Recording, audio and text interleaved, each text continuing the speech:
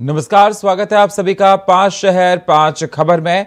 मैं हूं आपके साथ सुनील चौहान। तो चलिए शुरुआत करते हैं 5 शहर 5 खबर की।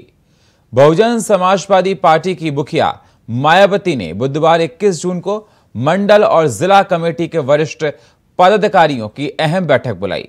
इस बैठक में मायावती ने यूपी और देश के बदलते हालातों पर चर्चा करने के साथ साथ पार्टी नेताओं को जरूरी निर्देश भी दिए। वही सियासी गलियारों में ऐसी चर्चा है कि 23 जून को बिहार में सत्तारूढ़ बीजेपी के खिलाफ विपक्ष की बड़ी बैठक से पहले मायावती इस बैठक को बुलाकर अपने कार्यकर्ताओं का मन टटोलने की कोशिश की है।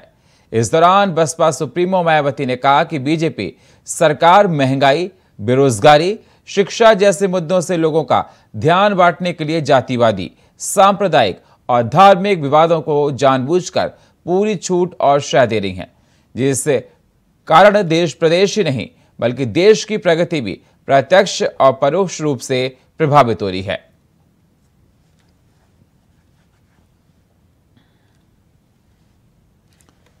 तो आपको बता दें, बसपा सुप्रीमो मायावती ने लखनऊ में आज अपने कार्यालय में बैठक की। इस बैठक में तमाम अहम पहलुओं पर चर्चा की गई। 2024 के चुनाव को देखते हुए मायावती ने पदाधिकारियों को दिशा निर्देश दिए कि पार्टी को मजबूत करो और साथ ही साथ उन्होंने योगी सरकार पर तमाम सवाल खड़े किए। उन्होंने कहा कि जिस प्रकार से देखा जा रहा है, सांप्रदायिकता की बात की जाती है, जातिवाद की बात की जाती है, दलितों को उनको न्याय नहीं मिल रहा है, तमाम तरह की बातें योगी सरकार पर कही, बीजेपी सरकार पर कही है। और अब ये सवाल इस बात का निकलकर सामने आता है कि मायावती का एक्टिव होना तो क्या बीजेपी के लिए समाजवादी पार्टी की टेंशन बढ़ाएगा? क्योंकि देखा जाए लोकसभा चुनाव में अगर समाजवादी पार्टी जिस प्रकार से देखा जा रहा था कि 2000 और इस खबर पर हमारे साथ आशीष वर्मा जुड़ चुके हैं लाइव।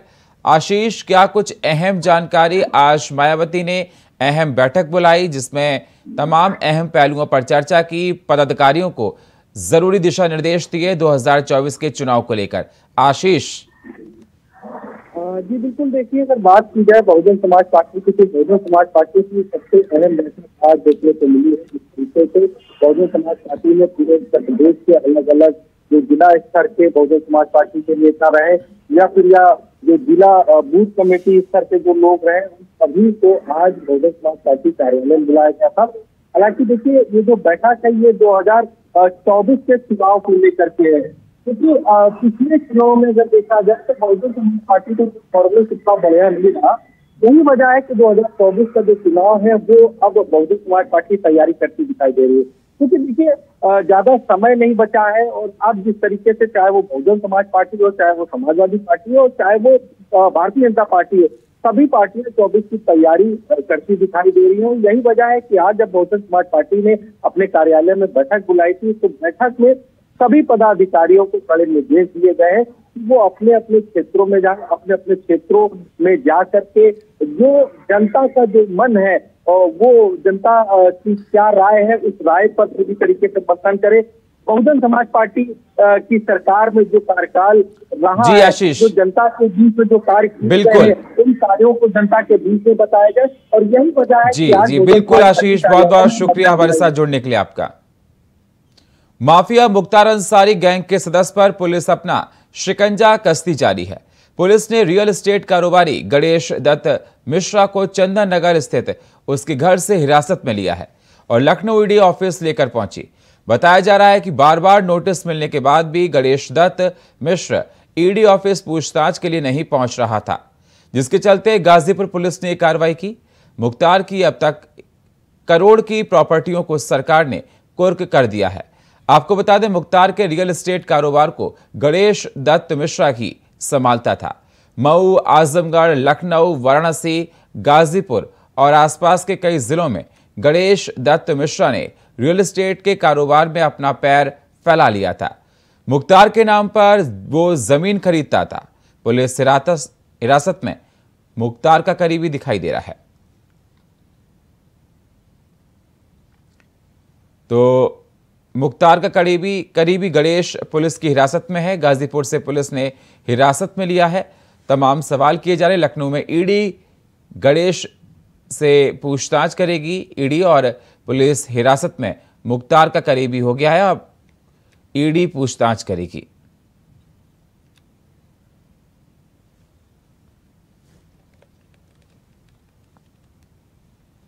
तो आपको बता दें, मुख्तार के करीबी से ईडी जांच करेगी और तमाम तरह के सवाल उठाए जा रहे हैं। मुख्तार के रियल एस्टेट कारोबार को गणेश दत्त मिश्रा ही संभालता था। मऊ, आजमगढ़, लखनऊ, वाराणसी, गाजीपुर आसपास के कई जिलों में गणेश दत्त मिश्र ने रियल एस्टेट के कारोबार में अपना पैर फैला लिया था। मुख्तार के नाम पर वो जमीन खरीदता था। पुलिस ने हिरासत में ले लिया है। अब ईडी इससे पूछताछ करेगी।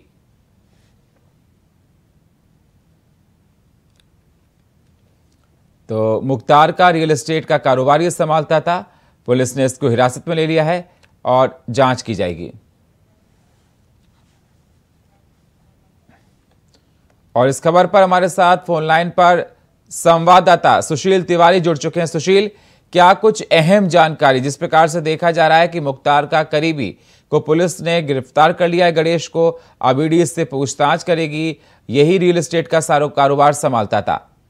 सर, सबसे बड़ी बात अगर हम कहें तो मुख्तार अंसारी के सबसे खास में गणेश दत्त मिश्रा का नाम आता है। और जो सूत्र ये भी बताते हैं कि इससे पहले मुख्तार के रियल एस्टेट कारोबार को गणेश दत्त मिश्रा ही संभालता था, संचालित वो करता था। मऊ हो, आजमगढ़ हो, लखनऊ, वाराणसी, गाजीपुर के आसपास जो भी पूर्वांचल के जिले थे, गणेश दत्त मिश्रा ही इस कारोबार को पूरी तरीके से देखता था। और कौन से मुख्तार अंसारी के डॉन के जमीन को खरीदना है, कौन सी जमीन को बेचना है, वह गणेश दत्त मिश्रा को ही सुपुर्द किया गया था। और इससे पहले भी गणेश दत्त मिश्रा के नाम आ चुके थे और मुख्तार अंसारी से जुड़े जो भी लोग थे उस पर लगातार शिकंजा कसता जा रहा है। और ईडी से जो सूचना मिली कि प्रवर्तन निदेशालय ने कई बार सूचित भी किया था, लेकिन गणेश दत्त मिश्रा आया नहीं लखनऊ। इसी के लिए जब सदर कोतवाली गाजीपुर को सूचना मिली तो वहां से गणेश दत्त मिश्रा को गिरफ्तार किया गया। और अगर सर थोड़ा सा पीछे हम जाएं तो गणेश दत्त मिश्रा की हाल ही में अगर हम कहें तो गाजीपुर की 14 करोड़ की संपत्ति और मऊ 6 करोड़ की, मतलब 20 करोड़ की संपत्तियों को भी प्रशासन ने कुर्क किया। और माफिया डॉन मुख्तार अंसारी के साथ लगातार गणेश दत्त मिश्रा के संबंध को प्रशासन ने भी बताया कि इसके साथ जुड़े हैं। लेकिन गणेश दत्त मिश्रा से जब हम लोगों ने बात की तो गणेश दत्त मिश्रा ने कहा नहीं, ऐसा नहीं है, मुझे फंसाने के लिए। गणेश दत्त मिश्रा का कहना था कि 2024 के लोकसभा के चुनाव हैं और मुझे फंसाने के लिए ये किया जा रहा है। लेकिन जो सबसे बड़ी अगर खबर थी तो यही है कि गणेश दत्त मिश्रा जो कि चंदन नगर कॉलोनी में उनका आवास है गाजीपुर के रौजा के पास, वहीं से ईडी के निर्देश पर वहां पर उन्हें हिरासत में ले लिया गया। बिल्कुल सुशील, ये बताया जा रहा है कि अब इनसे ईडी पूछताछ करेगी और ये बताया जा रहा है कि जितने भी रियल एस्टेट का कारोबार था, चाहे मऊ की बात हो, गाजीपुर की बात हो और भी जिले की बात हो, ये कारोबार सारा संभालता था। तो क्या ये अंदेशा लगाया जाए कि इसके जरिए और भी अहम जानकारियां पुलिस को मिलेंगी, ईडी को मिलेंगी, जिससे जांच की कार्रवाई और तेज होगी? हाँ जी सर, आपने सही कहा। इससे पहले भी लगातार गणेश दत्त मिश्रा के नाम के साथ जोड़ा गया था। भले ही गणेश दत्त मिश्रा का ये साफ तौर पे कहना है कि मुख्तार के साथ मेरा कोई संबंध नहीं है, लेकिन संबंध जुड़े थे और इसी से गणेश दत्त मिश्रा पर आरोप लगे हैं। और भले ही गणेश दत्त मिश्रा का ये कहना था कि मेरा कोई आपराधिक इतिहास नहीं है, मुझे बार बार मुख्तार अंसारी के साथ जोड़ा जा रहा है, लेकिन सबसे बड़ी अगर बात है कि मुख्तार के करीबियों में गणेश दत्त मिश्रा का नाम आता था। और गणेश दत्त मिश्रा की जो जब ईडी वहां पे पूछताछ कर रही है तो वहां पे सर कार्रवाई में ईडी ने जो अफसरों के एक प्रॉपर्टी का पेपर है जो लखनऊ के डालीबाग में गणेश दत्त मिश्रा के द्वारा खरीदा गया था और कुछ सालों के बाद उसे बेच दिया। बहुत बहुत शुक्रिया सुशील आपका हमारे साथ जुड़ने के लिए। बाढ़ पीड़ित क्षेत्रों का हवाई सर्वे के बाद सीएम अशोक गहलोत ने जालौर में मीडिया से रूबरू हुए। इस दौरान उन्होंने जिला प्रशासन की तरफ से किए जा रहे राहत बचाव कार्यों की जानकारी दी। साथ ही इस दौरान एनडीआरएफ, एसडीआरएफ, आर्मी जवानों के कार्यों की सराहना की। वहीं इस दौरान सीएम ने केंद्र सरकार से अपील की कि केंद्र एनडीआरएफ, एसडीआरएफ के नियमों में बदलाव करे ताकि लोगों को जल्द से जल्द मदद मिल सके। वहीं प्रशासन को भी ये प्रभावितों के लिए उचित व्यवस्था के निर्देश दिए गए। साथ ही आपदा के वक्त में भी सियासत करने को लेकर बीजेपी पर हमला बोला गया।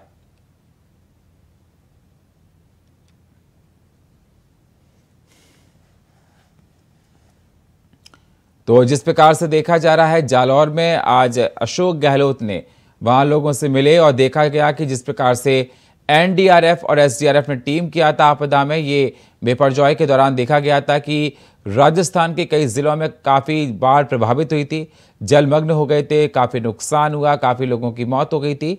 तो उसको लेकर बीजेपी पर सीएम ने हमला बोला। उन्होंने कहा कि एनडीआरएफ और एसडीआरएफ के कार्यों की सराहना की और बीजेपी ने तमाम सवाल भी खड़े किए हैं। इससे पहले आपको बता दें, सीएम अशोक गहलोत हवाई दौरा कर चुके हैं इस पर।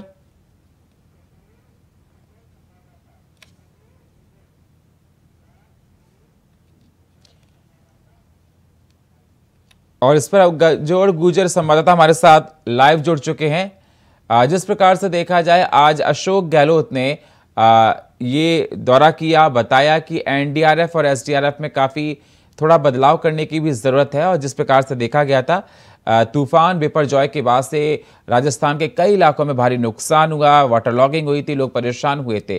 तो बाढ़ प्रभावित इलाकों का दौरा किया, क्या कुछ और कहा उन्होंने, किस प्रकार की सहायता दी? जी बिल्कुल, बताना चाहूंगा कि जिस तरीके से जो बिपरजॉय जो आसमानी आफत बरसी थी, जिसके चलते लोग बेघर हो गए थे और बाढ़ जैसे हालात हो गए थे, जिसके बाद अशोक गहलोत ने क्षेत्र का दौरा किया है। वहीं दौरा कर अधिकारियों को आवश्यक दिशा निर्देश दिए हैं। वहीं एसडीआरएफ के नियमों में भी बदलाव की बात की है। पूरे मामले को लेकर जो सीएम अशोक गहलोत है, वो पूरे मामले की मॉनिटरिंग कर रहे हैं। वहीं दूसरी ओर जो आपदा प्रबंधन है, वो भी जो नुकसान हुआ है उसका जायजा ले रही है और जानकारी जुटा रही है। वहीं दूसरी ओर बातचीत करें तो माफ कीजिएगा, दूसरी ओर बातचीत करें तो अशोक गहलोत किस तरीके से मुद्दे थे, जो उनका दौरा था उसको रद्द किया, जो बाढ़ प्रभावित क्षेत्र है वहां का दौरा किया है। वहीं दौरा कर जो कलेक्टर है सहित संबंधित अधिकारी है, उनको आवश्यक दिशा निर्देश दिए हैं। दूसरी ओर जिन लोगों के पास खाने की व्यवस्था नहीं है, चाहे चिकित्सा व्यवस्थाएं नहीं है, संबंधित जितनी भी व्यवस्थाएं हैं उनको लेकर मॉनिटरिंग करते हुए अधिकारियों को आवश्यक देते हुए लोगों तक पहुंचाया है। जी, इस पर क्या कहना है लोगों का, जिस प्रकार से सहायता दी जा रही है, क्या लोग संतुष्ट हैं? जी बिल्कुल बिल्कुल, जो लोगों से हमारी बात हुई है, जो लोगों का कहना है कि जो सेवाएं थी पहले शुरुआत दौर में नहीं थी, लेकिन बाद में जो ही सीएम साहब ने मॉनिटरिंग शुरू की है, उसके बाद में अधिकारियों को आवश्यक दिशा निर्देश दिए हैं और जो प्रभावित से लोग थे उन तक जो राहत सामग्री पहुंची है। वहीं दूसरी ओर बताना चाहूंगा, अशोक गहलोत इस मामले को लेकर जो बाढ़ प्रभावित क्षेत्र है उसको लेकर पूर्णतया मुस्तैद है और अधिकारियों को बार बार मॉनिटरिंग कर रहे हैं। किस तरीके की जो व्यवस्थाएं थी उनको लेकर जायजा लेकर बार बार आवश्यक दिशा निर्देश दिए। वहीं आवश्यक दिशा निर्देश देते हुए जो पीड़ित लोग हैं उन तक पहुंचे। वहीं दूसरी ओर बातचीत करें तो विपक्षी जो पार्टियां हैं वो भी इन पे हमलावर है। दूसरी ओर जो गहलोत साहब है, आगामी दिनों में होने वाले चुनाव को लेकर बात नहीं कर रहे, लेकिन क्षेत्र का दौरा कर रहे हैं और जो पीड़ित लोग हैं उनसे घर घर तक पहुंचकर उनका दर्द बांट रहे हैं। बिल्कुल, लोगों से मिल रहे हैं, उनको सहायता दी जा रही है, कजोड़ आपका कहना है, और लोगों से मिला जा रहा है। किस प्रकार का नुकसान बिपरजॉय से देखा गया राजस्थान के कौन कौन से इलाकों में, और उस नुकसान की भरपाई के लिए क्या कोई सरकार की तरफ से मुआवजे का ऐलान किया गया? जी बिल्कुल, बताना चाहूंगा कि जो आपदा प्रबंधन विभाग है वो सर्वे कर रहा है और क्षेत्र में जो जलभराव की समस्या हुई थी, वहीं बिपरजॉय के चलते काफी नुकसान हुआ था, घर ढह गए थे, पेड़ पौधे टूट गए थे, विद्युत विभाग को काफी नुकसान हुआ था, जिसको लेकर सर्वे करवाया जा रहा है। वहीं जो पीड़ित लोग हैं उनको भी सर्वे करवाकर उनको उचित मात्रा में मुआवजा देने को लेकर कार्य किया शुरू कर दिया गया है। बिल्कुल, आपका कहना है कि देखा जा रहा है, जायजा लिया जा रहा है और जो नुकसान हुआ उसके अकॉर्डिंग कंपनसेशन मुआवजा दिया जाएगा। मैं आपसे ये भी जानना चाहता हूं कि इसमें जान माल का कोई नुकसान हुआ सरकार की तरफ से, क्या कोई घर बनाने की, क्योंकि ये देखा गया था बिपरजॉय आने से पहले बहुत से लोगों को रेस्क्यू भी किया गया, बहुत से लोगों को घरों से बाहर निकाल कर दूसरी जगह पर स्थान किया, टेम्परेरी जो शेल्टर्स बनाए गए थे वहां पर रखा गया था। तो उनका कोई मांग है? जो लोग इसमें एनडीआरएफ और एसडीआरएफ की टीम ने लगातार काम किया, काफी लोगों को नुकसान हुआ, तो जो लोग इसमें सम्मिलित हो गए थे, जो लोग का नुकसान हुआ था, उनकी कोई सरकार से मांग आपको दिखाई दी क्या?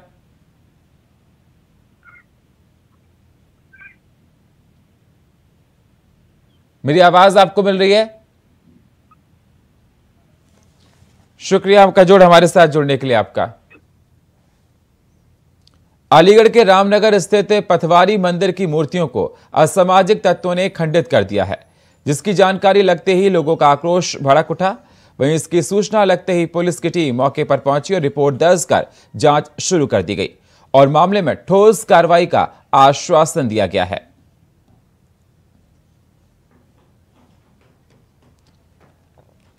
तो आपको बता दें, अलीगढ़ के रामनगर में असामाजिक तत्वों ने तोड़ी हुई मूर्तियां और उनको चुरा कर ले गए, जिस पर तुरंत पुलिस टीम मौके पर पहुंची और इस पूरे मामले पर जांच पड़ताल की जा रही। पथवारी मंदिर की घटना बताई जा रही है। लोगों में मूर्ति टूटने में भारी आक्रोश है। ये देख सकते हैं आप किस प्रकार से मूर्तियां तोड़ दी गई हैं। रिपोर्ट दर्ज कर जांच शुरू कर दी गई है। ये किसने किया, कैसे किया, पुलिस इस पूरे मामले की जांच में जुटी हुई है। असामाजिक तत्वों ने ऐसा किया, पथवारी मंदिर की मूर्तियां तोड़ दी गई हैं। तो लोगों में मूर्ति तोड़ने से भारी आक्रोश है, गुस्सा जाहिर कर रहे हैं।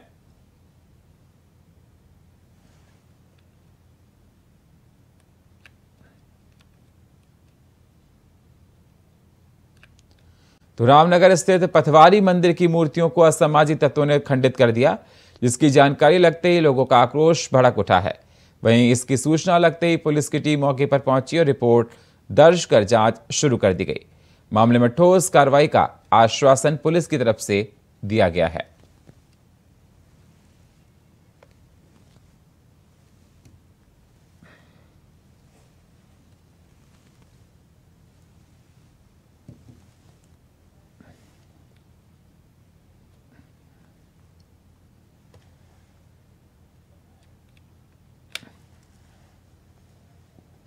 तो पथवारी मंदिर की मूर्तियां तोड़ी गई हैं। लोगों में काफी नाराजगी देखी जा रही है। पुलिस का कहना है कि जिसने भी ऐसा किया उस पर सख्त कार्रवाई की जाएगी। लोगों में मूर्ति टूटने पर काफी आक्रोश है। रिपोर्ट दर्ज कर पुलिस जांच में जुट गई है।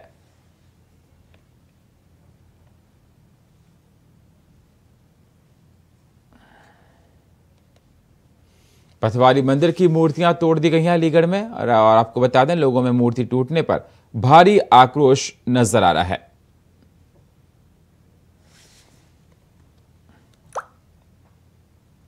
आगरा के खेरागढ़ तहसील के बकालपुर ग्राम पंचायत के लोग नरकीय जीवन जीने को मजबूर हैं। दरअसल गांव का गंदा पानी लोगों के घरों में जाता है, भर जाता है, जिसको लेकर ग्रामीणों ने कई बार ग्राम पंचायत के मुखिया से इसकी शिकायत की, लेकिन आज तक समस्या का समाधान नहीं हुआ। वहीं ग्रामीण और स्कूल के बच्चे भी रोजाना गंदे जलभराव से होकर गुजरने को मजबूर हैं। तो गंदे पानी की वजह से लोग परेशान हो रहे हैं और देखा जा रहा है जब भी बारिश हो जाती है तो इस प्रकार के हालात हो जाते हैं और इस प्रकार से हालात होने से गांव में रहने वाले लोगों को तमाम तरह की परेशानियों का रोज सामना करना पड़ता है। आते जाते वक्त बीमारियां पनपती हैं, मच्छर पनपते हैं और लोगों में डर बना हुआ है। ये तस्वीर में आपको दिखा रहे हैं। लोगों में आक्रोश है प्रशासन के खिलाफ। उनका कहना है ग्राम पंचायत से हम कई बार इसको लेकर शिकायत कर चुके हैं, लेकिन कोई समस्या का समाधान नहीं हुआ है।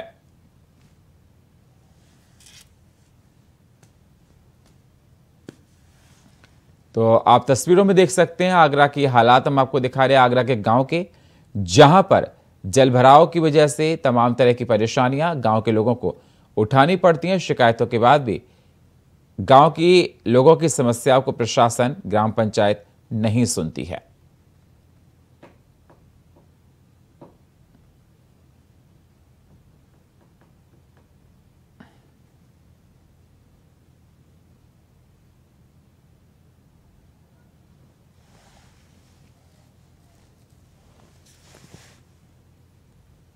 तो तमाम शिकायतों के बाद भी समाधान नहीं हो पा रहा है। गांव के लोग काफी परेशान हैं, नरकीय जीवन जी रहे हैं।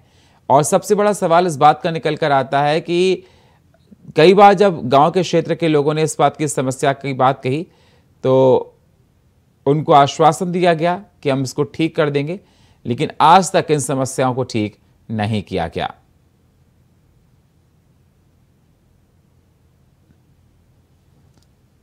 तो आप तस्वीरों में देख सकते हैं किस प्रकार से आक्रोश गांव के लोगों में देखा जा रहा है कि कब तक नरकीय जीवन हम लोग जिएं।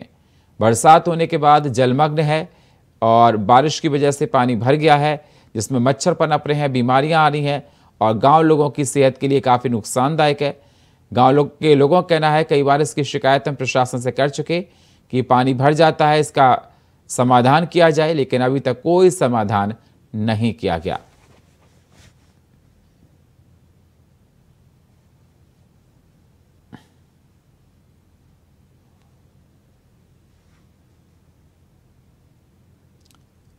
तो हमारी फरियाद कब सुनी जाएगी, ये गांव वाले का कहना है कि जिस प्रकार से देखा जाए कि जनप्रतिनिधि वोट लेने के लिए तो आ जाते हैं, लेकिन जब इस प्रकार की समस्याएं होती हैं तो गांव वालों की समस्याओं पर कोई ध्यान नहीं दिया जाता है।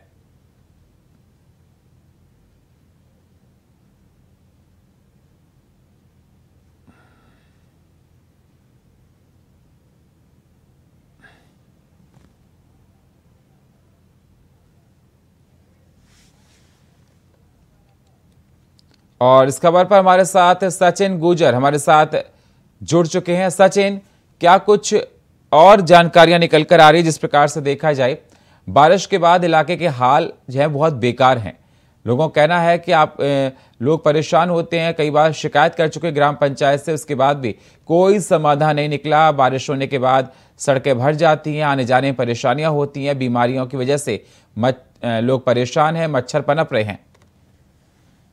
जैसा कि आगरा देहात के खिलागढ़ तहसील के ग्राम पंचायत का एक मामला है, भोजपुर ग्राम पंचायत का, यहाँ पर 24 घंटे की जब लगातार बारिश हुई तो पानी इतना भर गया कि जो नालों का पानी घरों में अंदर जा रहा है, जैसे स्कूल के बच्चों को आने जाने में समस्या हुई, ग्रामीण लोगों को एक बड़ी बीमारी का सामना करना पड़ा और कई सालों से लगातार ऐसी समस्याओं से ग्रामीण नरकीय जीवन जीने के तैयार है।